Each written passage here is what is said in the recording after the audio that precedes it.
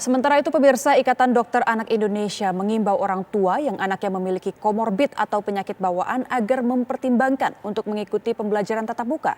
IDAI juga mengatakan bahwa buka tutup sekolah bisa dilakukan demi keamanan siswa-siswi.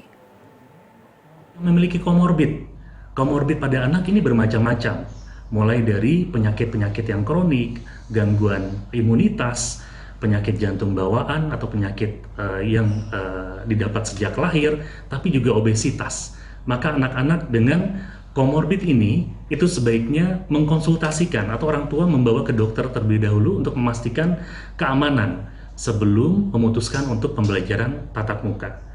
Kemudian anak-anak yang sudah dilengkapi imunisasi COVID-19 dan cakap dalam melakukan protokol kesehatan, maka bisa dipertimbangkan untuk mengikuti pembelajaran tatap muka.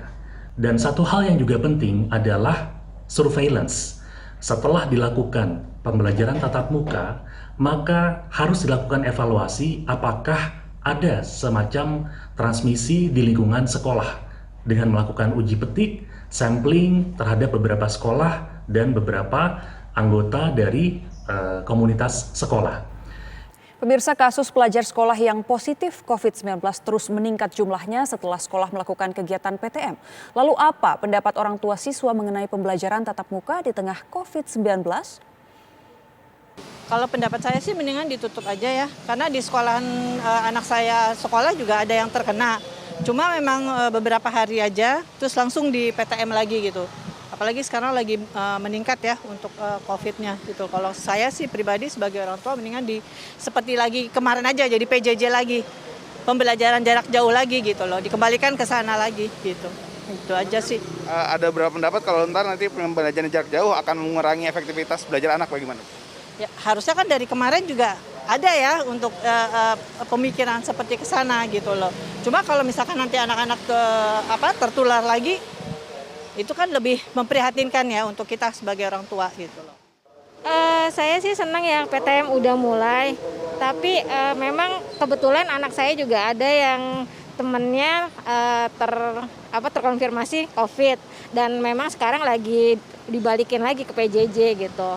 Saya sih sementara ini cukup senang ya mereka kembali ke PTM karena kebetulan sekolahnya juga menjalankan prokesnya cukup ketat gitu. Waktu diberlakukan 100% itu kita sih mintanya bertahap ya. Jadi seminggu tuh mungkin bisa 3 kali gitu hybrid dan mungkin harusnya kapasitasnya mungkin nggak full jadi 50% atau nggak dibikin shift gitu atau nggak ada masuk siang masuk pagi gitu. Itu aja sih.